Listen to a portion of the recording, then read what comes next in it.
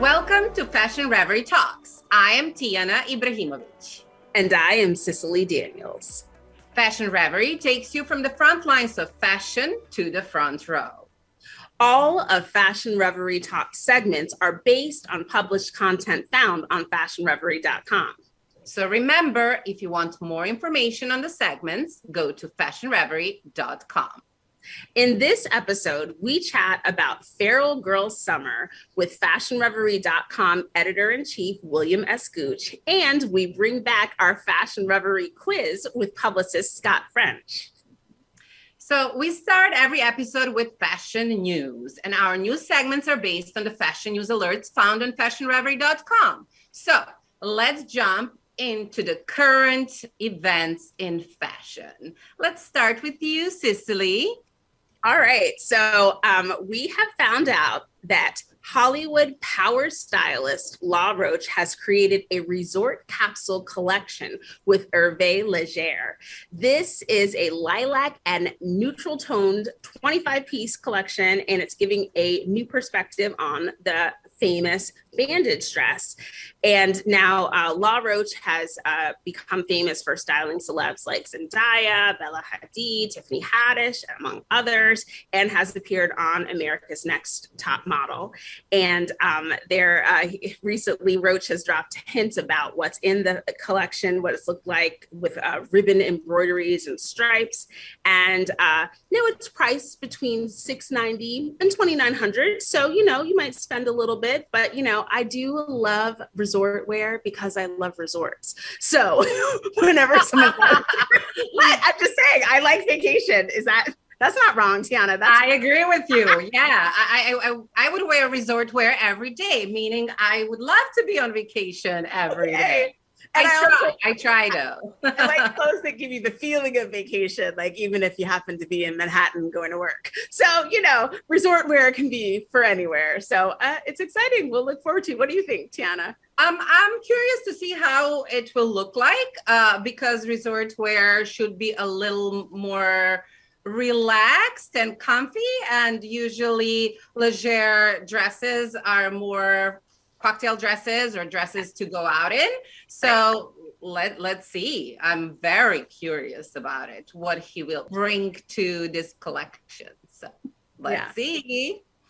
So Cicily, have you been following defamation trial of Johnny Depp and Amber Heard? I mean, I don't think I've been following it, but it's been one of those things that I feel like no matter where you are, someone will end up talking about something. People were waiting for the, verdict and law, whatever. Yeah. Had a lot to say as it was going on. If they were on a certain side, I was observing.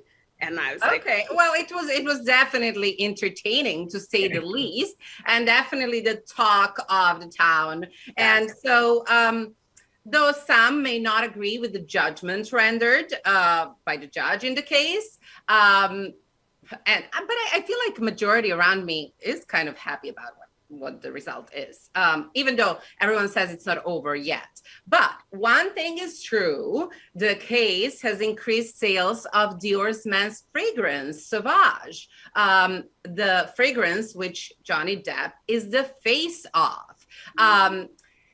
Depp's fans have made Sauvage the highest selling men's fragrance this week at Ulta and Sephora. And they also had a TikTok hashtag trending, Dior Sauvage, that's been viewed nearly 350 million times. So Wall Street Journal editor Jacob Gallagher noted that Sauvage has also become the fourth top selling men's the perfume on Amazon and the TikTok. So actually just on Amazon, but the TikTok hashtag has over 350 million views. So, Depp has said that he's very grateful to Dior for sticking with him and not dropping him as a face of Sauvage that he's been face of since 2015. So it looks like Dior scored this time, and it worked out for both. Ooh, it just feels too scandalous. I don't know. I mean, it is. I guess every couple has their whole things, but I'm glad they're not together. That's what I will say. Clearly they needed to not be together. And well, the way I see it, if I would have to pick which one of them to date, it would be Depp.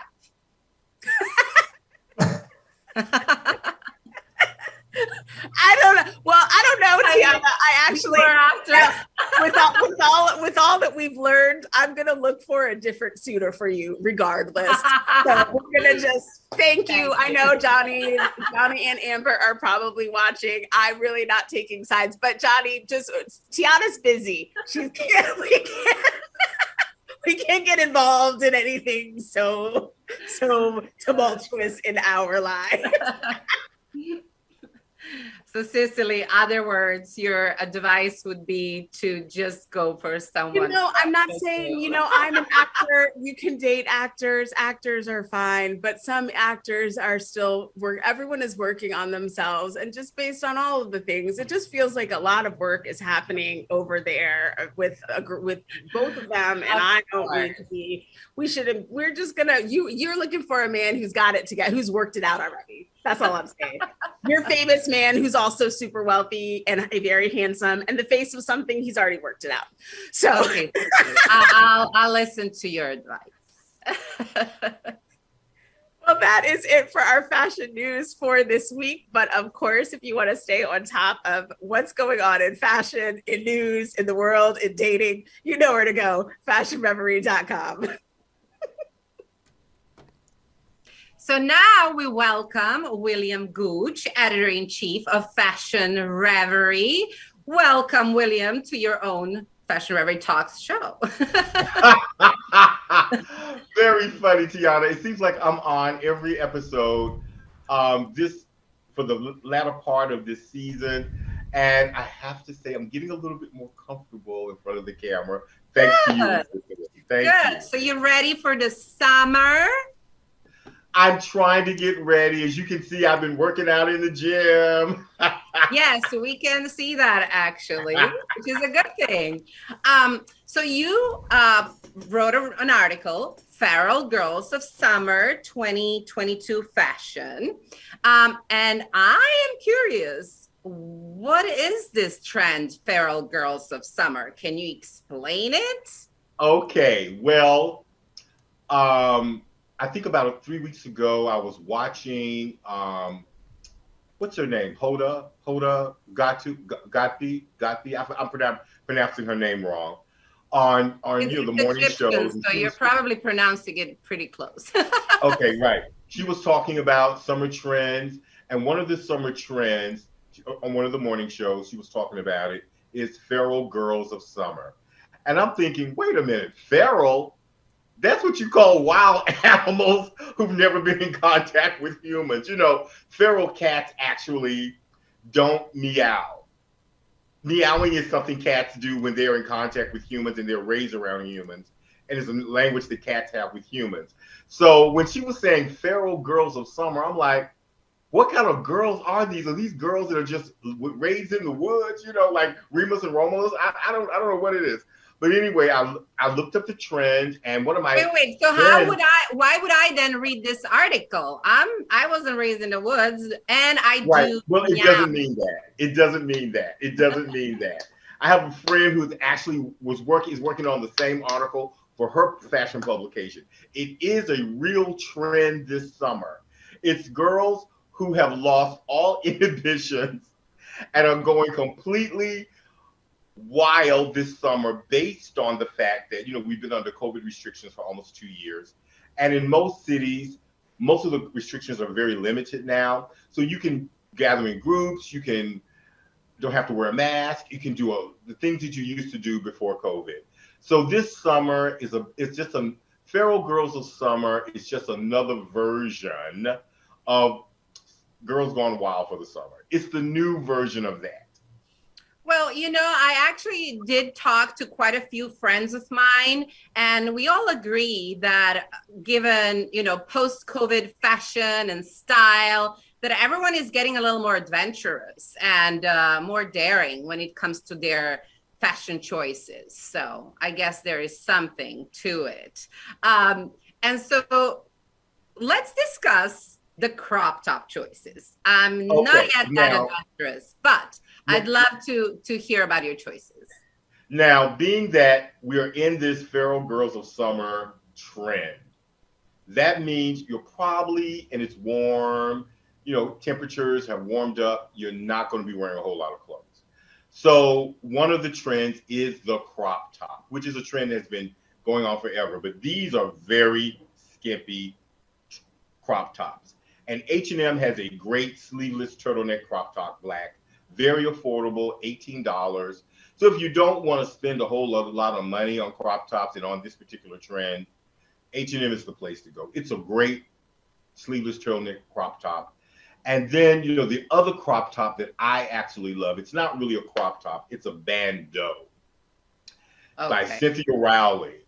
Just a bandeau across your breast with a black it's not a swimsuit top. It is not a swimsuit top. No, it's not a swimsuit top. It's a bandeau top. You can see it in the image, and it's crystal embellished mesh. It's a little pricey. It's $175.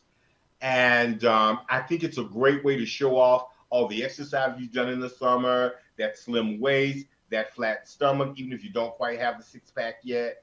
So ladies, this is a great top to be wild, to be free, to be uninhibited in these summer crop tops. So let's talk about some of the great little flirty frocks you chose for the selection. Why those?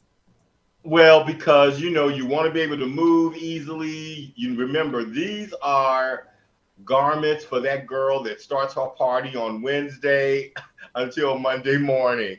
So you can still be stylish, but you want to have a lot of ease of movement, a lot of freedom, some bold color. So one of the garments we chose is Bershka. I'm not really that familiar with the brand, but it's a wonderful reprint, kind of tie-dye detail, great for the summer music festivals. You will get attention with this skimpy dress, and it's only $28. Now, if you want to go a little bit more sophisticated, a little bit more, I want to be the belle of the ball, the dress to wear is the Jonathan Simkai fringe beige, kind of a beige peach dress with lots of fringe, a little pricey, $795, but that's a dress that you can wear whether you are a feral girl or not, and you can wear it next summer if this trend only lasts this summer. Good point. Of course, no look is good enough without some accessories. Of course.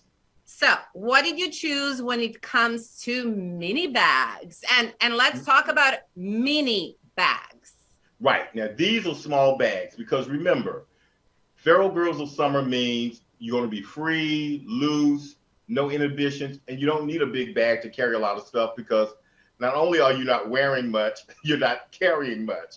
So you're probably only going to need to carry your cell phone, some credit cards, your debit card, maybe a little bit of cash, some lipstick.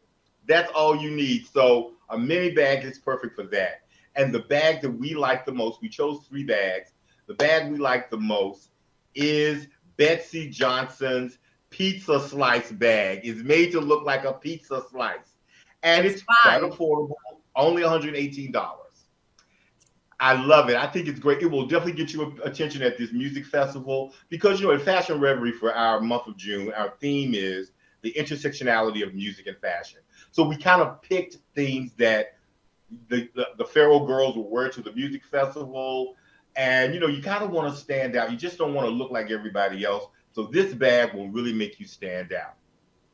I love it. Isn't that a cute bag? That's so cute. I love and another bag. Yeah, I'm sorry. Go ahead, Tijana. Continue, please. Yes. And we chose another bag. This bag is $155, and it has a red and white bag with a heart on it. And I need to look it up because I lost it in my notes. I'm trying to remember what it. Oh, the bag is actually by Ace, the brand Ace, and it's a show. All these bags are kind of cross-body bags. You want to be safe. You want your bag to be hanging out, somebody can just drag it off. So these are cross-body bags, and it's a beautiful bag with the heart lock on it, a kind of a beige and red bag. It is a little pricey, $555, but it's a great bag. You'll stand out at that music festival. You'll get lots of compliments, and it's a bag that you can actually use not just in the summertime. It's a great bag to use during Valentine's Day because it kind of has a Valentine's Day love vibe. So those are kind of our selects for our Feral Girls of Summer. You can be wild and adventurous and a little out of control and still be stylish. That's what's important. And still be ready for next Valentine's Day. With that bag, yes. But the pizza bag will make me want to eat. Right. That's what I was thinking. Would it tempt me to just go order pizza all the time? Well, William, thank you so much. All of these choices are super fun and great. I'm ready to go shopping for the summer. And for our viewers, for more, please go to fashionreverie.com. And one more thing. We know this is summer where there are less COVID restrictions, but people, please be safe.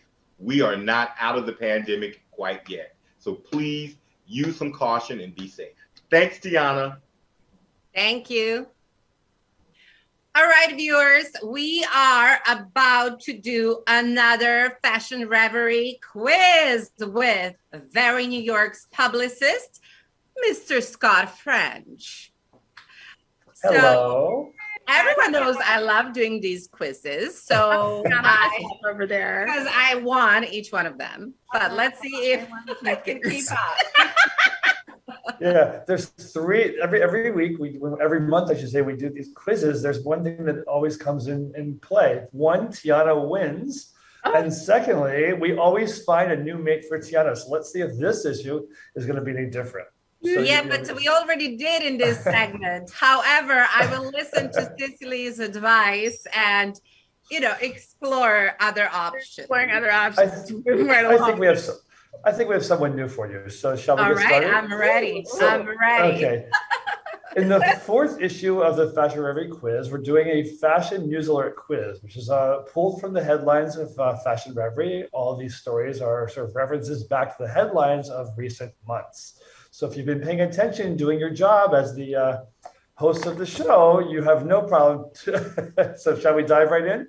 Yes. So let's start with question one. As you know, there's A, B, C, and D in each question. Just hold up your responses and I'll tally them up. So let's get started. So number one is, which iconic French designer was known for his padded shoulder? Can I start this again? Question one is, which iconic French designer known for his padded shoulder suits, cinched waist, and hypersexual silhouettes passed away earlier this year? Was it A, Michael Goma, B, Thierry Mugler, C, Albert Elbaz, or D, Virgil Abloh? So it's A, Michael Goma, B, Thierry Mugler, C, Albert Elbaz, or D, Virgil Abloh. So want to give us your answers? Are we ready? No. I mean, yes, but no, but. Are you Googling? What are you doing? I'm trying to. You disqualified. I'm not disqualified. I don't have the papers. And so, look. I can just go ahead and win this. You can, I can't see it. So you can just say it, Cicely. We'll give you. So, Cicely, what's your answer? My answer is D. D, Virgil Abloh. And but is B. Well, guess what? Guess one of you is correct. And that would be Tijana. Yes, correct. There's Thierry Mugler. Thierry Mugler just passed away earlier this year. And by the way, the proper pronunciation, I looked this up because there's been a lot of controversy about how to say his name. And I had someone on Google, they have the pronunciation guide. It's Thierry, so Thierry Mugler. It's not Mugler. It's been said so many different ways. Thierry Mugler, Thierry Mugler. The proper pronunciation is Thierry Mugler, and you can thank Fashion Reverie for that. Since Mr. Mugler's passing, there's been an American in charge of the house, Casey Cadwallader, who many people say, who's that? Well, actually, he studied architecture at Cornell University and then worked as an intern at Marc Jacobs and 17 years as the women's wear head designer for Loewe and Narciso Rodriguez, and most recently for Acne Studios. So the House of Mugler is in very good hands. So even though we don't have Thierry with us anymore, God rest his soul, we now have Mr. Cadwallader. So we're already, Tiana's off to a running start, 1, and Cicily, I'm sorry, nothing, which, all right, just hold on, you have your chance here. Okay, next one, Nike. Nike has named a building at their Beaverton, Oregon headquarters after this legendary athlete. Who is that athlete?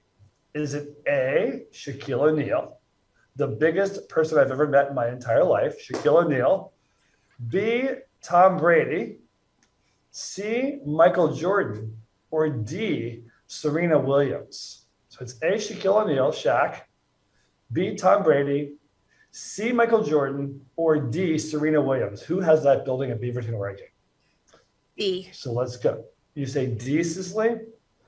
Tijana, D. Well, the proper answer, the correct answer to say, is indeed D, Serena Williams. Both of you got that one right. So Ms. Williams' first deal with Nike was inked in 2003 for a 5-year, $40 million package and was renewed in 3-year extensions, said to be worth $55 million each. So if we add that to her $94 million in prize money, it's no wonder her net worth is estimated to be over $200 million.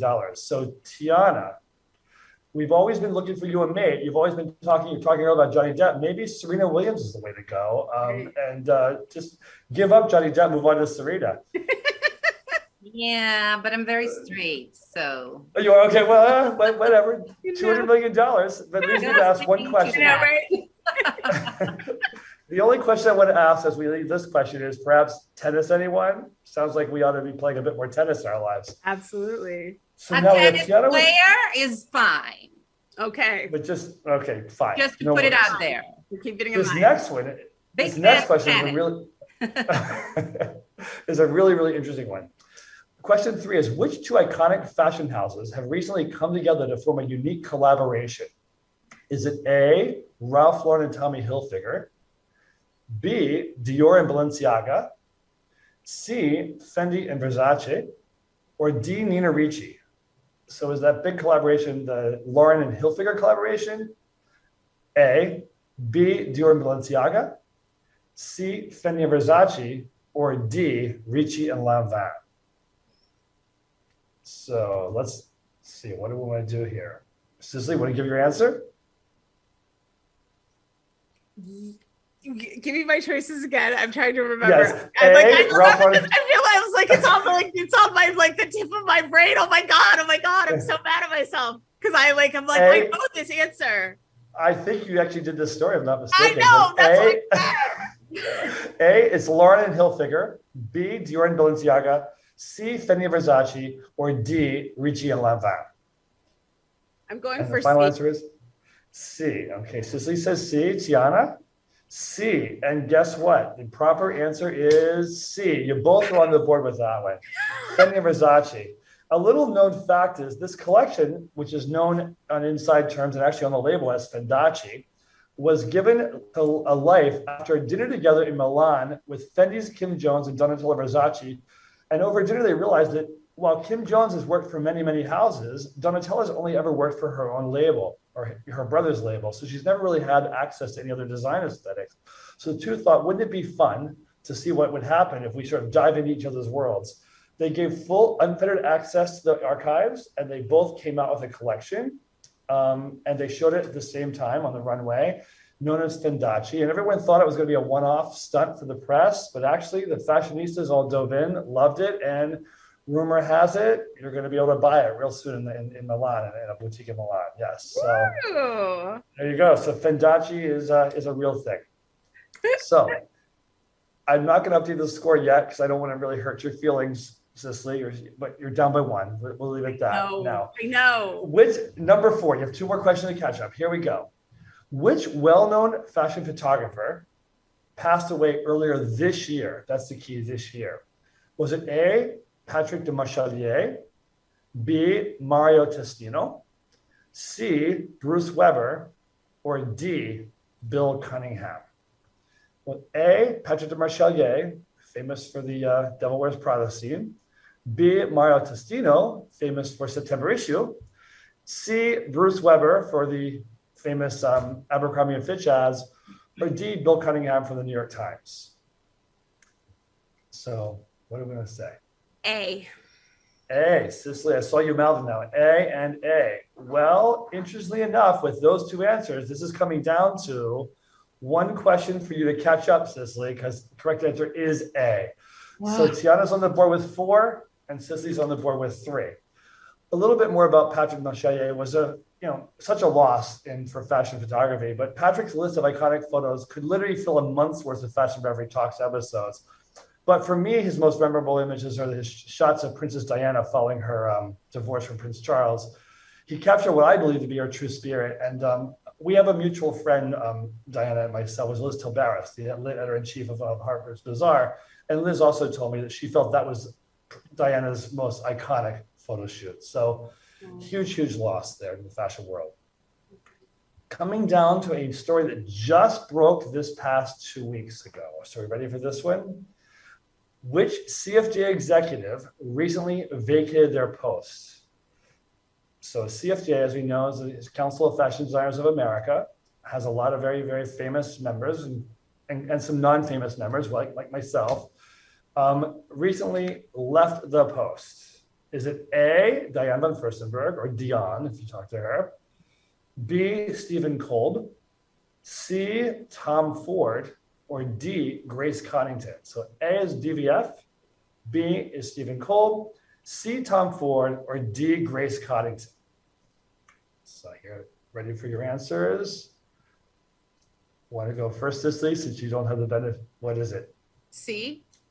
C and C. Well, what do you know? The correct answer is indeed C. And we have some bad news and some good news. So we'll get to that in just a moment. Tom followed a long list of iconic predecessors, including Stan Herman, Diane von Furstenberg. He left after only 3 years, however, which is a very, very short term as the president of the CFDA. And under his leadership, it wasn't always met without controversy. He did launch Runway 360, which allows everyone a front row seat at Fashion Week. For those of you who aren't watching from the front rows of Fashion Reverie, you can always catch on Runway 360. And other fashion weeks around the country were given a bit of a spotlight, which caused many New York fashion people to say, is he really focusing the spotlight elsewhere and taking attention away from us here in New York? But after only 3 years, he left with no reason given. So I think they're going to have to tune into Fashion Reverie for some more on this one, because this is a story that's definitely going to be developing. But for now, he's supposed to be a part of CFDA. They generally take on 2-year terms, but I think during COVID, they sort of extended the term and gave him a 3-year term. So basically, he left after 1 year, which is a stark contrast to Diane, who I think was there for 8 years, and Stan Herman for 16 years. So it was a very, very short term. So, and it was given that he didn't leave at the end of his term either. It was sort of like 3 months early. So there's something going on somewhere in the CFJ camp or the Ford camp, but seems to be a bit of discord, or perhaps it was just a mutual agreement. I don't want to speculate, but I have to tune in and watch that one. But for now, the big news is Cicely with 4 and Tijana continues her 4-episode streak with I think a perfect score on all 4 as well, with 5. So Tijana Ibrahimovic is once again the victorious. I'm giving you this clap because my mama taught me right, even though golly, Tijana. It was because I felt stressed out, like in the first question, and then I was like, I think. Oh, okay. Now I know your weakness. No, for real. I wasn't listening well, and I felt nervous, and I didn't have my papers, and I was being stressed out. Well, prepare better next time. What can I say? Well, I think that sometimes flawed fashion is beautiful, and you're slightly flawed here, sister. You didn't know that's that fine. That's flawed fashion is still beautiful. So thank you. Yeah, no worries. Well, thank you all I do have to add that if we did compete in singing, I would for sure lose. Because Cicily is a great singer, which I noticed. I listened to you sing a few days ago. Oh my goodness. Thanks. Yeah. And I was Thanks so much. So Thank you all. Let's not do the singing competition. No. Looking forward to maybe episode number 5 next season. This was fun, Scott. Thank you so much. Bye-bye. Thank you. Well, viewers, that's it for this episode of Fashion Reverie Talks. We would like to thank our editor-in-chief, William Gooch, and a very New York publicist, Scott French. For information on these and other stories, go to fashionreverie.com. Thanks so much for watching. We'll see you next season. So this is it. See you next season.